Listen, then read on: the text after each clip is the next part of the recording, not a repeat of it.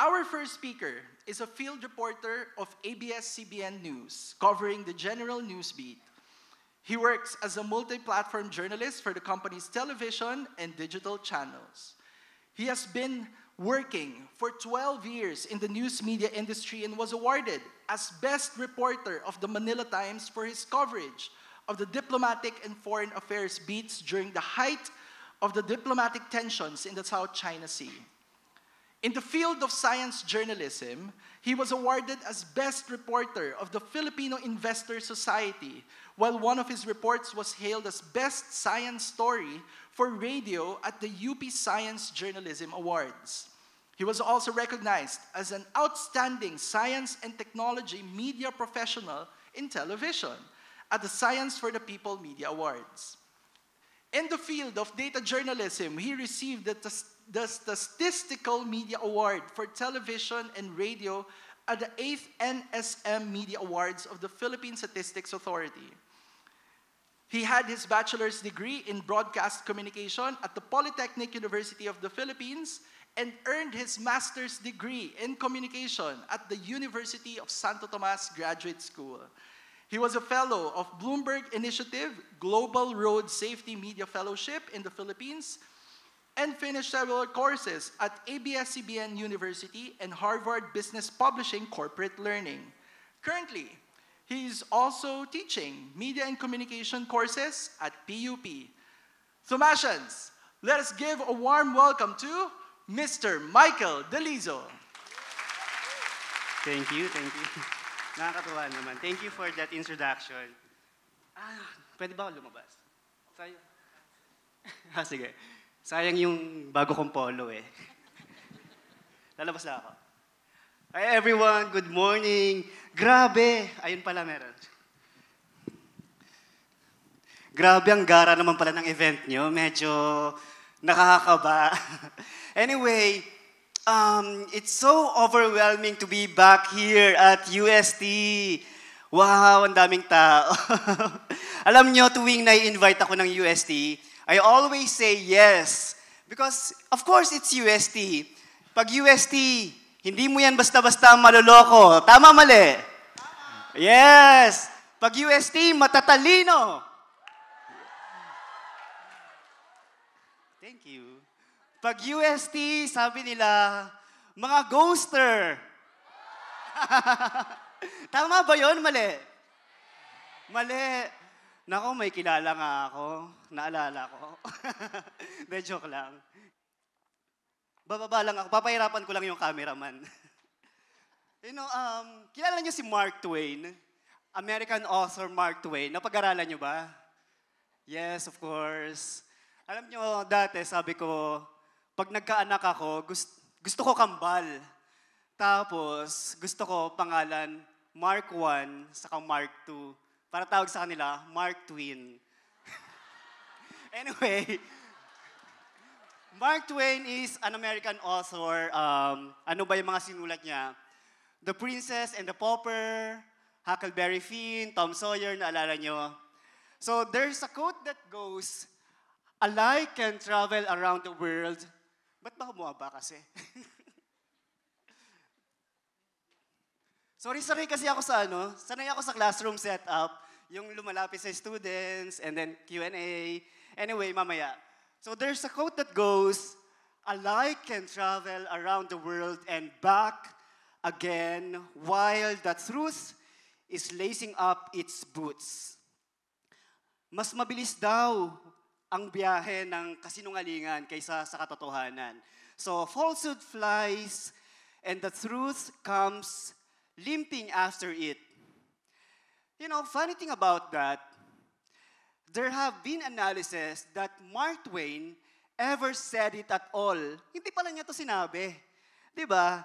So that's ironically proving the point. And now, whoever said this, no one really knows whoever said this, but he or she is truer than ever before. Diba? Sino kaya nagsabi nito? Bakit siya ina-associate kay Mark Twain? Ayan. Now, the invention of movable type revolutionized the communication of ideas. So here, this is a method where um, they arrange the characters or the letters to, um, to reproduce text in documents. So it started in China in 1990 to 1051, around that time, AD, and then reached Europe until it's all over the world. So this invention made it possible to print and publish information to masses of people. Next slide. Now, this free flow of information eventually led to free press, at least in many parts of the world. Diba, in other countries, hindi naman free press, unlike in the Philippines, na the press or the freedom of the press is really vibrant. Now, next slide.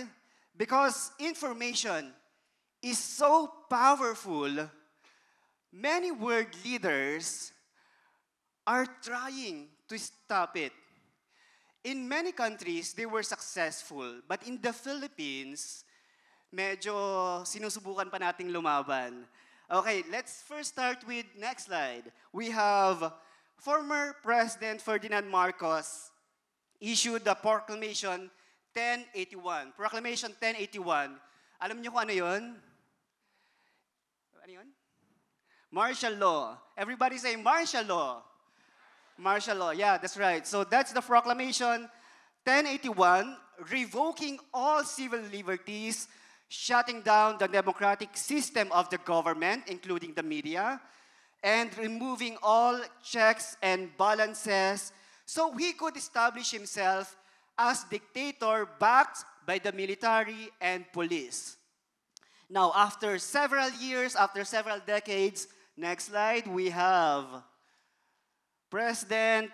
former President Rodrigo Duterte.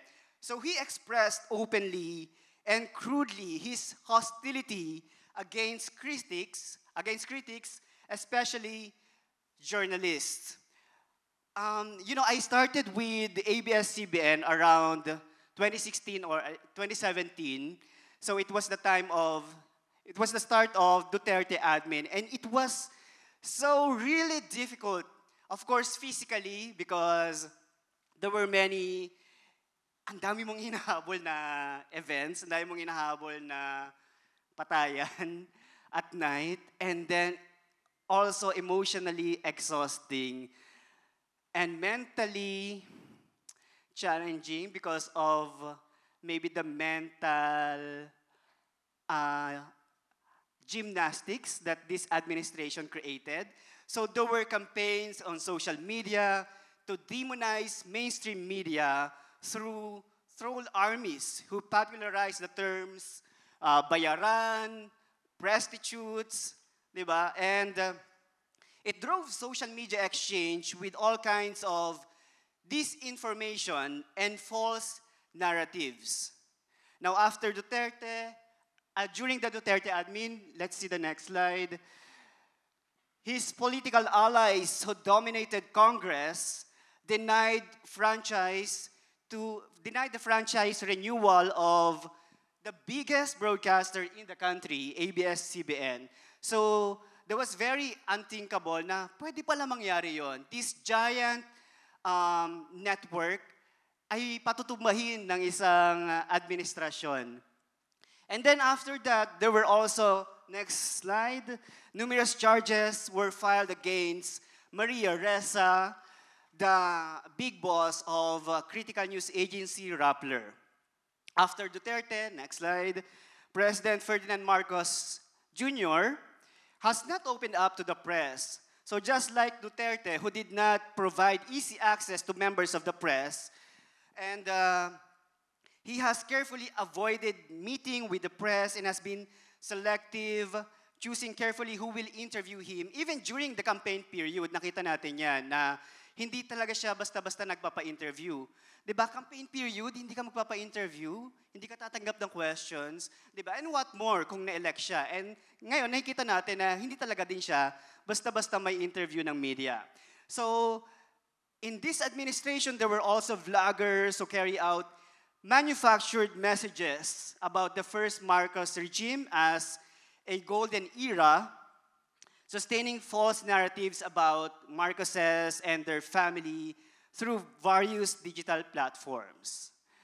So although nakita natin that we still have a vibrant media in the Philippines, it's kind of, for me, it's still under attack, and there's a threat on media, and there's a threat on democracy. Next slide. We have Napoleon Bonaparte saying, he said, he feared 4 newspapers more than 8,000 of bayonets. Alam niyo yung bayonets? Yeah, hindi na ako inabol ng camera. Alam niyo yung bayonets? Yun yung parang barel, tapos merong blade sa dulo. So yan, sabi ni Napoleon Bonaparte, mas nakatakot daw yung 4 newspapers, more than 1,000 of bayonets. Bakit? Diba? Yung bayonets, nakapatay yun eh. Yung newspapers, ano bang gagawin nun? So how would you interpret this? Sige nga. How would you interpret that? Hello? Ano po, siguro? Lirika po. Sige tayo ka. Hello? Hello? Na-pressure ako. Siguro po, i-interpret ko yan parang sa sinabi ni Dr. Jose Rizal na pen is mightier than sword. Na parang yung newspapers po kasi, nagpapalaganap siya ng truth. So, yung truth is very powerful to the point na parang pwede niyang masira ang personality ng ibang tao na parang, basta ganun po yung thought ko. Ganun lang yung thought ko. Thank you, Lilica. Oh, ikaw din. Hello. Ver po. Yes po. Sorry. Okay, so for me, same din. Based on the pen is mightier than the sword, and as well as, anong naririnig mo muna, di ba chismis? Di ba may naririnig ka pa lang, wala pang ginagawa sa'yo ng tao, alam mo na iwasan mo na. Like, the first thing you hear about someone you don't know is what they did. So, of course, wala pa din ginagawa yung tao sa'yo. They might not even know you. So, wala pa silang ginagawa sa'yo? Di ka pa nga nakaka-interact with them, but you already know something about them. And I guess that's what Napoleon Bonaparte means by 4 hostile newspapers are more feared than 1,000 bayonets, because people may not know you yet, but they know you already. But you may not know them, but they know you already, and they will judge you for what people say about you, more than you ever doing anything for them. Thank you. Palakpakan natin Lilibeth and Lilica and Ver. Thank you. Thank you ha. Senior high lang yun. Thank you, Ver. It's really Vermont. Char. So, sabi nga, pen is mightier than sword. Well, let's see the next slide. When true information is allowed to reach people, good results can follow. Information has fueled revolutions in many nations, including in the Philippines. Diba, remember El Filibusterismo and, ano nga isa? Noli Me Tangere. Diba? It fueled revolutions in the Philippines. So, we could have our freedom from foreign conquerors. So, government atrocities are identified and leaders are forced to be held accountable for their actions. So that's the power of media. That's the power of newspapers. For example, diba, I think it's the job of journalists really to be a watchdog, to make government officials accountable for their wrongdoing, to expose their atrocities, to expose their wrongdoings. And, I don't really, see the point of, some people kasi sinasabi na this media is so critical, this media is so puro negative yung nire-report. But I think that's the job of media, to report negative, to report wrongdoings. Kasi, you know, it's expected to our government officials to do the right thing. So in media, lagi nating nire-report yung mga, yung mga, ano ba to? Yung mga, nawala sa isip ko tuloy yung word. Yung mga hindi siya basta nangyayari. Yung mga unusual, ang mostly nire-report ng media. So, bakit natin ire-report yung mga good deeds nila if it's something normal naman dapat, di ba? Kasi trabaho nila yun. So, it's our job to report the unusual. It's our job to expose kung meron mang hindi magandang ginagawa. So, yeah, I think it's the media's role to really report the negative things, to really report the wrongdoings, and not really praise the officials that were elected na pinapasweldo natin. Let's see the next slide. Now, sino dito ang merong Facebook? Patingin nga, halos lahat, no? Instagram. Ay, lahat din. Threads. May threads na ba? May threads ako kaso konti lang din yung tao sa threads, no? Sino ang may TikTok? Yay! Follow nyo ako, ha? Sino dito ang may X? Di ba X na tawagan yun doon? Sino may X? Ang babata pa, oh. May X na. Anyway, so advances in media technology have been made words and images more powerful and widespread than ever before. Now, anyone with a device or with that platform can gather and publish information and news. Diba? Lahat tayo pwede na mag-share. And next slide. This media environment that we have makes it important for us to be able to recognize reliable information. Next slide. Because information gives us the facts to guide us to our actions and decisions. So hindi lahat ng makikita natin dun sa platforms natin i-accept or i-embrace natin. We really have to analyze because everyone can share na eh. Lahat pwede nang mag-news, lahat pwede na maging journalist, lahat pwede na magbalita. And so we also have to filter the information that we receive. Ngayon, dyan pumapasok ang news literacy. Next slide. So news literacy is about critical thinking to analyze and judge the reliability of news and information, and to differentiate facts, opinions, and assertions in the media that we consume, we create, and we distribute. So we have to have these critical thinking skills to be able, to be media literate.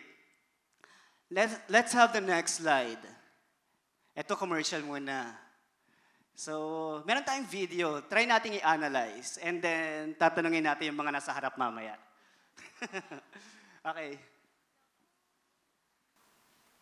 Dating Comelec Commissioner at ngayon Representative Rowena Guanzon nilapitan at kinamayan ni Ilocos Norte Representative Sandro Marcos.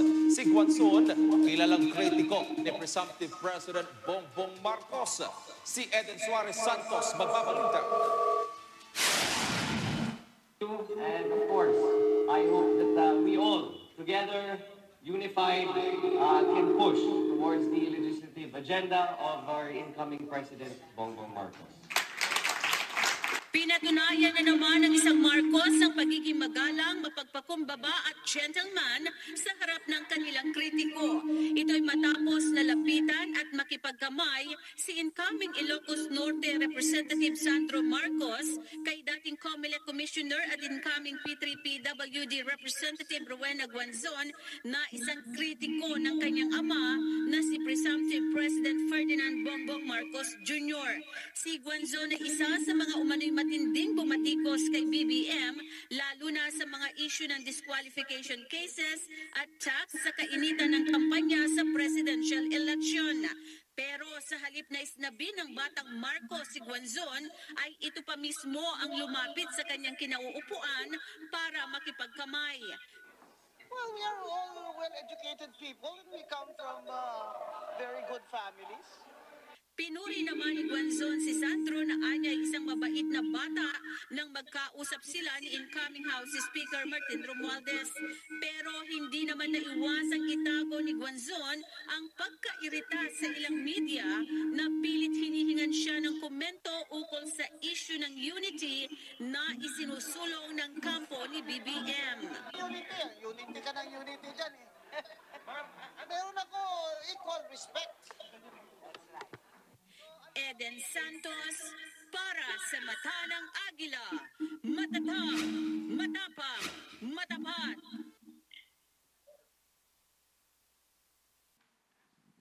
Hi. Let's have the first people sa harapan. Hindi ako abot eh. So, what can you say about that news? What's your name? Yeah, parehas kayo.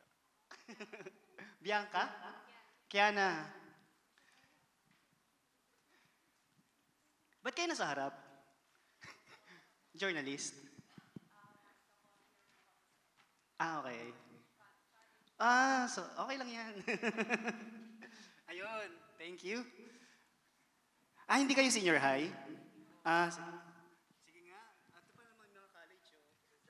What can you say about your job? It just shows po how easy media can cover up news, how media can cover up current news po, na that is alarming.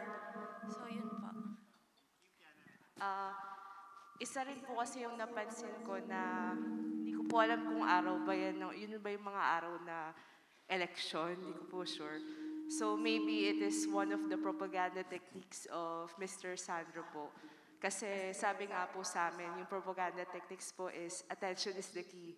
So kung siya, nilapitan niya yung bumabatikos sa tatay niya, syempre, kung may papakita niya yun sa buong media na ng daming nakaharap na camera, ang isipin ng ibang tao na mabait siya, mabait yung tatay niya. So ayun po. Mabait siya? Ay, mabait naman talaga siya.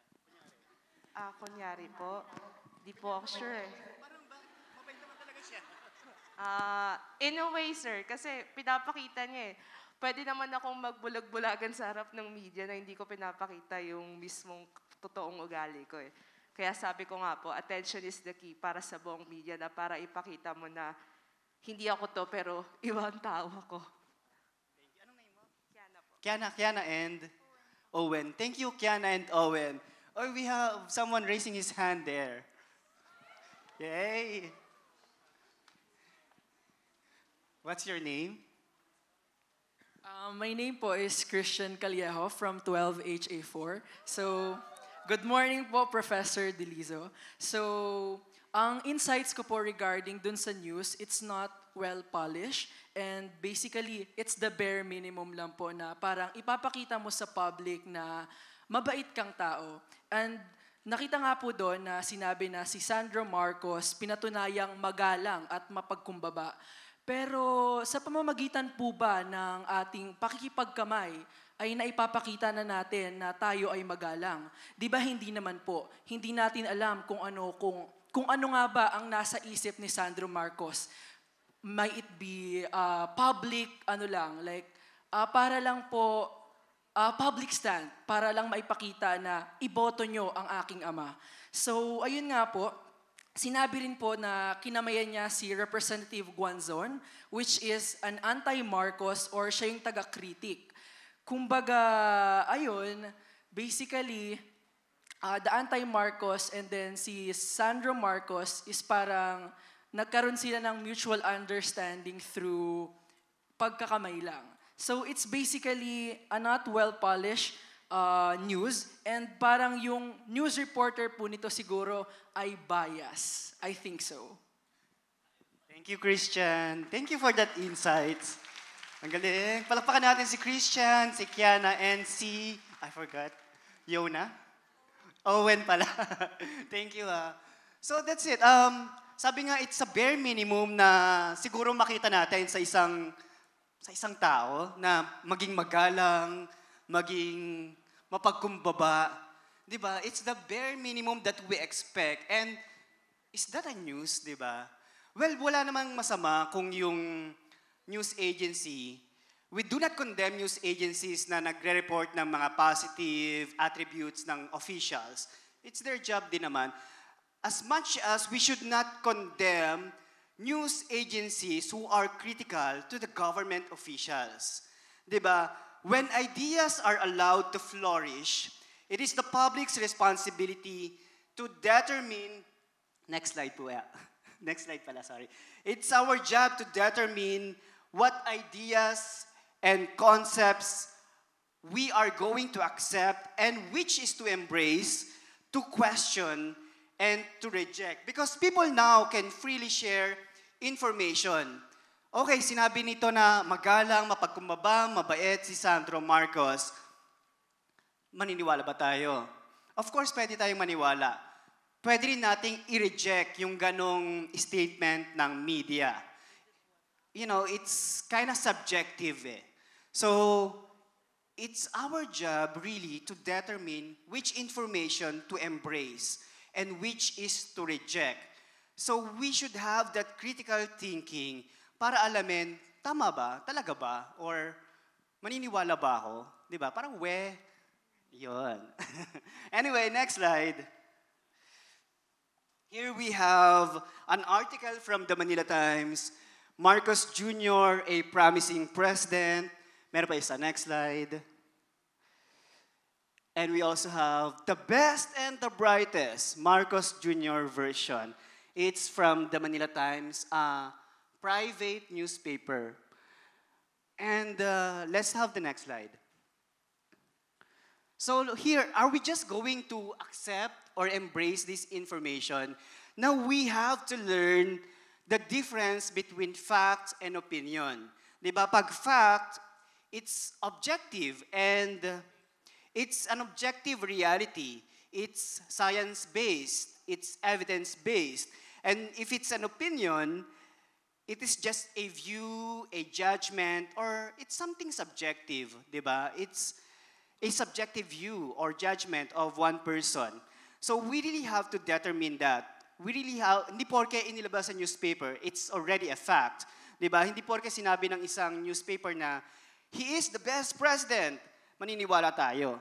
So we really have to analyze those messages. And we have to challenge what media claim to be fact and what is opinion. We have to look at the information beyond the circle of our comfort to obtain complete and thorough data before acting or believing. Let's have the next slide. Ito nakita ko lang to kahapon eh. So this is from Manila Bulletin, again a private company, private newspaper. It says, ito pinag-uusapan yung confidential funds for Sara Duterte's office. And of course, Makabayan Black, the left-wing group in the Congress, or the critical group in the House of Representatives, is rejecting that. So it says here in the caption, what they do have is a lot of misgivings about the confidential fund system and disdain for Vice President Sara Duterte for what they described as her refusal to explain how 125 million pesos in such funds were spent from December 13 to December 31, 2022. At first, akala ko, opinion piece siya. Pero nung binuksan ko yung article, nasa news section siya. So yeah, it's kind of, you know, we really have to think about it. Na hindi porke nasa news siya, then it's a reality. Minsan kasi, it's super opinionated and subjective. So we really have to be critical about it. So we have the obligation to evaluate what we receive and we verify them so that we can develop our own version of understanding. Let's see the next slide.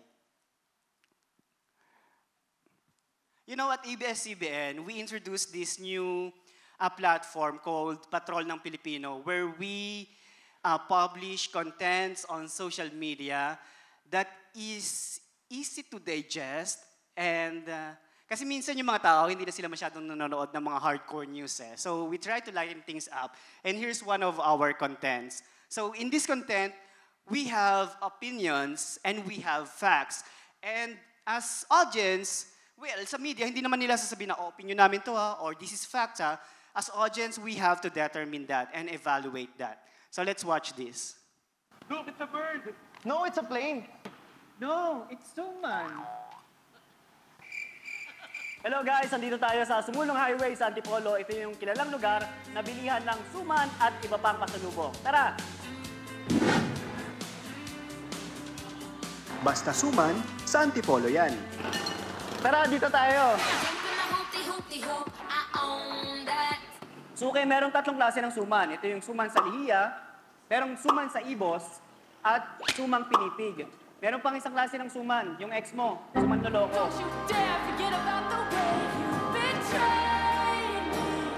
May struggle nga lang ngayon ang mga magsusuman dahil nagmahal ang bigas, kasama ang malagkit, kailangan na rin magmahal ng suman. Magkano yung puhunan nyo dati halimbawa sa suman? 500. Ngayon po? 600. Ano pa po yung mga tumaas ngayon dahil mataas yung presyo ng bigas? Lahat naman po. Lahat tumaas? Opo. Ba't ako hindi? Malagkit po kasi ito, sir. Mamantagin ko sa isa't kalahating kapas, 1.3. 100 pesos ang 7 pirasong suman sa ibos. Dati 10 pieces yan eh. 100 pesos 8 pirasong suman sa lihiya. 100 pesos ang balot ng sumang pinipig, 4 pieces ang laman.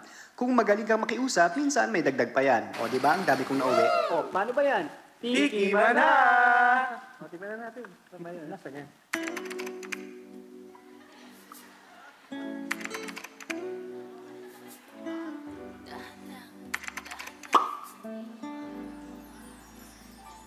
Masarap.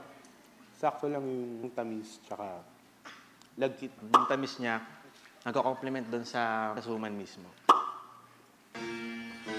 Pwede na.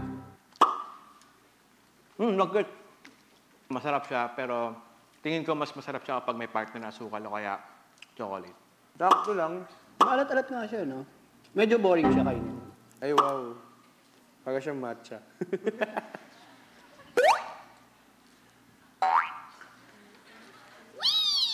Mas malasa kasi kumakapit yung lasa ng pandan sa suman. At may distinct siyang lasa, hindi siya nakakumay kainin. Medyo sticky. Like a sticky rice. Sarap? Yan lang. Ang pipiliin ko ay ikaw pa rin. Ikaw, what's your greatest suman?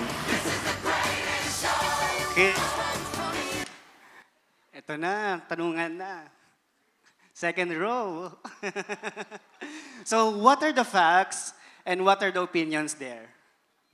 Your name is? Martha Manuel po. Forta? Martha, sorry.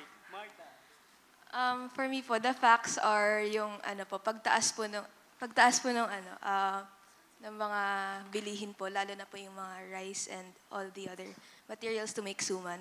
And yung opinion po, of course, yung taste test po nila. Kasi personally po, gusto ko po yung suman sa ibos. Ayun po. Facts daw yung pagtaas ng presyo ng suman. Paano mo nasabing fact? Tama ba? For you, facts yung presyo ng suman? Same? Bakit?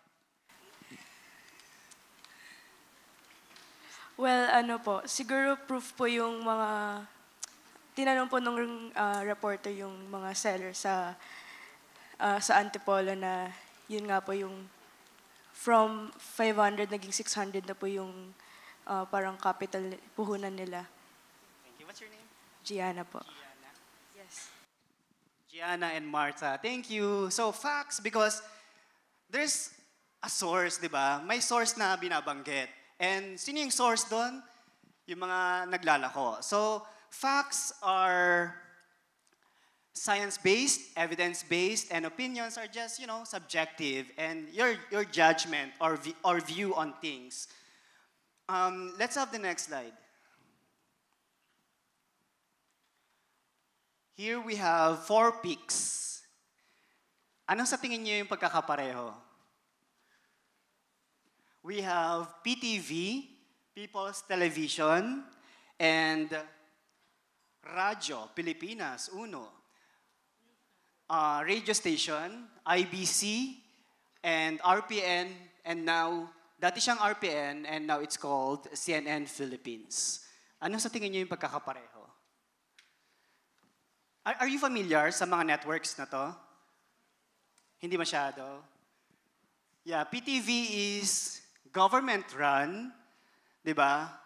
It's a government television, Channel 4, and then we have Radyo RPN 9, now called CNN Philippines. Actually, the government has 20% share sa CNN Philippines, and the IBC 13 is also owned by the government, although it gets its revenue from its broadcast operations. And then we have the RP1 or Radyo Pilipinas Uno, government-run radio station here in the country. So these are all government-run broadcast networks, di ba? So pag government-run ang network, anong ma-anticipate natin sa kanila? Pro-government. And yeah, we anticipate them to be more biased to the government, di ba? And we will question their agenda. We will question their news, di ba? Somehow.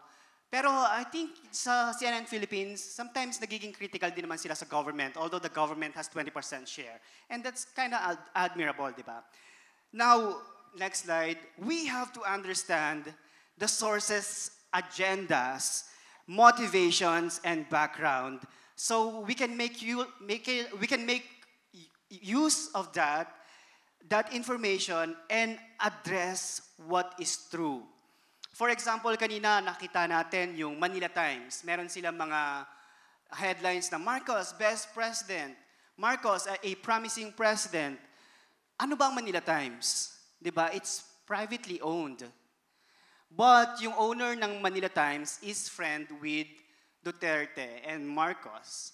Also, meron pa tayong the Manila Bulletin. Yung Manila Bulletin medyo intriguing siya ngayon eh. Kasi Manila Bulletin nakikitaan natin na medyo nagiging pro-Marcos siya ngayon. But I'm not really familiar with the relationship of the owner and Marcos. Now let's see the next slide. Actually, gusto kong magpalabas sa inyo ng mga news from SMNI. You know SMNI? Kaso na-down na yung mga videos nila sa Facebook saka YouTube. But I got some screenshots. So here, we have the headline, ABS-CBN inihalintulad sa CPP-NPA ni Pastor Apollo. Next slide. And then here, talumpati ni Maria Ressa sa Nobel Peace Prize, tinawag na sinungaling. Next slide. ABS-CBN, nililin lang ang taong bayan. Next slide. Ay, wala na pala. Sige. And now we have to understand, sino ba yung may-ari ng SMNI? It's Apollo Kibulo, who is a close friend of former President Duterte, and also an ally of, a supporter of now President Marcos. So we really have to understand the agenda and the backgrounds of this media platform, so we can understand where they are coming from. Bakit ganito sila magbalita? So, trustworthy ba sila or hindi? So we really have to question those. So to be critical to have that critical thinking skill is to also have, you also have to check the backgrounds of your sources. Yun lang.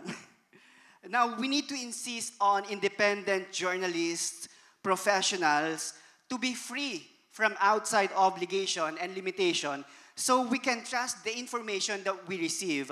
And we need to hold media accountable for the quality of information that they deliver. Diba? Hindi tayo dapat nagpapaloko sa media. Saka kahit saan, kahit kanino. Anyway, we have another video. It's about Soji Bill. Marami ang nakasubaybay sa love story ni Hergy at Lady sa social media. Proud sila nakabilang sa LGBTQIA+ community na kinabibilangan ng lesbians, gays, bisexual, transgender, intersex at asexual. Trans man ang turing ni Hergy sa kanyang sarili at bisexual naman si Lady. Marami na rin nakakita sa amin na talagang katanggap-tanggap naman kami and hindi naman kami iba sa inyo. 2022 nang ikasal sila sa isang seremonya sa Pilipinas at online sa Amerika.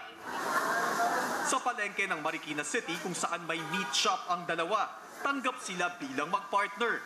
Bashers naman, tumingin muna sila sa mga sarili nila kung may perfecto din ba sila, gano'n. Tsaka wala naman pong silang naapakan na tao eh. Pero nakatatanggap pa rin sila ng pangungutya, maski si Hergy na nagdala na ng karangalan sa bansa matapos manalo ng silver medal sa Southeast Asian Games sa larong Vovinam. Bakit isasali niya sa women's division? Yung postura niyan lalaki. So, bilang ako na talagang atleta, na talagang babae, actually, kasarian ko babae, pero puso't isip ko, lalaki. Taong 2000 nang ihain ni Akbayan Representative Eta Rosales ang Anti-Discrimination Bill. Ngayon, tinatawag na itong Sexual Orientation, Gender Identity or Expression or Sex Characteristics o SOGI-SE Equality Bill na isinusulong sa House of Representatives at sa Senado.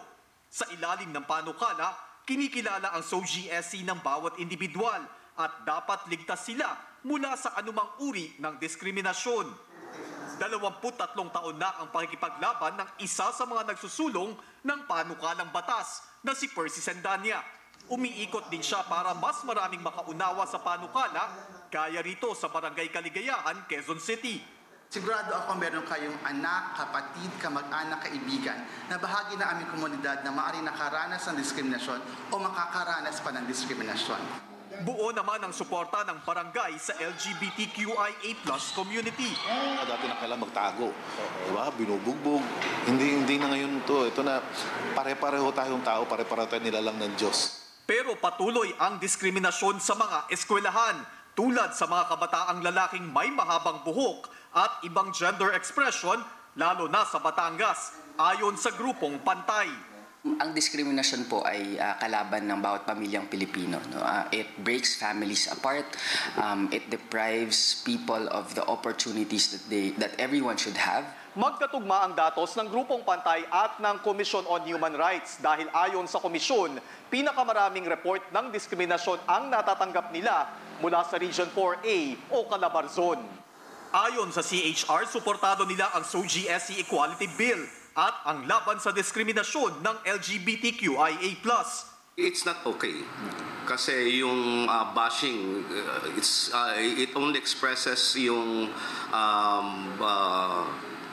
how the people accepts the reality of SOGI. So sa pag binabash natin, lumalabas lang na hindi natin sila tanggap. At narinig kong tama kanina yung... Sa pagdinig ng Senado nitong September 2022, giniit ng ilang religious groups ang pagtutol sa panukala. Sa pangambang ang pagpapahayag ng pananampalataya ay maituturing na uri ng diskriminasyon. Pastors, priests, and ministers of the gospel will be violating the provision simply because they obey God and teach the Bible. This is a direct assault of our religious freedom. Hindi pinanganak ang isang tao na LGBTQI o anumang letrang idadagdag nila sa hinaharap. Ang sexual preference ay hindi inborn. Ito ay isang acquired taste. Pero mayroon ding nagbigay ng suporta. Pope Francis, when asked if he approved of homosexuality, replied with another question. Tell me, when God looks at a gay person, does he endorse the existence of this person with love or reject and condemn this person? Marami ang kumukwestiyon sa panukala, gayon din sa LGBTQIA+ community. Kaya tuloy ang panawagan ng mga tulad ni Hergie at Lady na ipasa na ang batas na tutulong sa komunidad. Dahil ang walang kwestiyon para sa kanila ay ang kanilang katauhan, karapatan at pagmamahalan. Adrian Ayalin, ABS-CBN News. Tuloy-tuloy po ang ating pagpapatrol sa bayan. Hello, yan. So in that news item, di ba, we identified the pros and the yung mga pros sa SOGI bill and anti-SOGI bill. And then, you know, it equally discussed the arguments about this controversial bill. And now, as viewers, we have the responsibility to make every effort to understand the information we received, including asking questions and pursuing our own versions of it. Minsan may mga news agencies na hindi pantay yung mga inilalatag na information dun sa news nila. Kumbaga, andun lang yung side ng anti or andun lang yung side ng pro. So as citizens, as news literate, we have the responsibility really to search for further information before we take an action, before we make our decision. So I think one news item is not enough, so we have to search for more information. Now, next slide. We also must expect that the information we received is accurate, thorough, and reliably sourced, and that the media delivering the information is responsible and credible. So hindi tayo basta-basta maniniwala sa mga nakita nating news, halimbawa news sa social media. Kasi ang dami nang naglabas sa mga news pages ngayon, especially on Facebook and Twitter, 'di ba? Sinasabi nila na news agency sila. So, it's so easy to establish a news agency. And we have really the responsibility to determine sino ba yung news agencies na pagkakatiwalaan natin. Now, category game. Who is your news source? Bawal maulit ha. Who is your news source?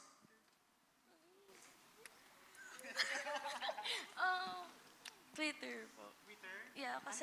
Anong news agency? Wait. ABS. ABS-CBN. Yeah. No, sir, for real po. Yeah, ABS-CBN. CNN po. CNN. Ang mabilisan ha? Inquirer po. Inquirer. Philippine Star. Philippine Star. Rappler po. Rappler. Manila Bulletin. Manila Bulletin. ABS-CBN din. Sabi na. Chat. Chat. Yung iba po kasi, nakikita ko po sa Facebook, hindi po ako masyadong nag-rely doon. So, sa TV po ako lagi nanonood. Sige, ano pang alam mong news agency na trustworthy? 24... Opo, 24 oras. 24 oras! Bawal po ulitin? Huh? Bawal. Shot. 5, 4, 3, 2. Next. CNN po. Ano sabi na? Wala po nasabi na pula. O, shot. GMA News na lang po. GMA News. 24 oras na nga eh. Ay. Sir, I don't have news source. I have news sources po. So I don't only look into one news source, but I look at other outlets. So I include GMA, ABS-CBN, CNN, and even Rappler po, sir, if I were to interconnect the information I gathered. Galing, winner. News agency. my colleague po, I refer to different kinds of news sources, including ABS-CBN, CNN, BBC, Inquirer, and etc. Okay. Bawal na umulit, ah. The same as them, I like to look at different sources to validate the data that I read. Okay, last. Same with them po na we check the sources from other news agencies, but for me po, number one po is Associated Press po. Then Philstar, then everything else po. Meron siyang Associated Press, oh. Thank you, thank you. Yeah, that's right. We should not rely on single news source only, no? We have to, cross-check para hindi tayo maloko. Minsan pag may mga suspension of classes, paano ba ginagawa nyo? Makikinig na lang ba kayo sa isang news source?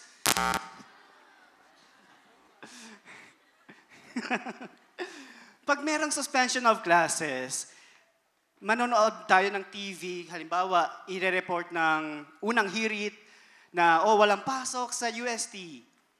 Alam nyo, minsan, nagkakamali sila. So minsan, we have to cross-check. Ito rin ba yung news sa kabilang channel? Or, mas maganda, i-check natin mismo sa UST page because that's the most reliable source, di ba? So we have to cross-check the information that we receive. Next slide. Now, we should not accept information without critical thought and analysis, including comparison and evaluation. And in evaluating such information, we should be skeptical and we should challenge. And before acting on, diba? We have to verify those news. And lastly, but not the least, we have, last slide, we have to share our voice and our views. We really have a vibrant democracy here in the Philippines. Your expression and opinion is really free, diba? And make use of that. So join the journalists in the watchdog function, not only of society, but also of the media. And, we can also provide that information. We can also provide that important function of giving voice to those traditionally undeserved. So be the voice of the voiceless. Share your voice. Yun lamang po. Maraming salamat.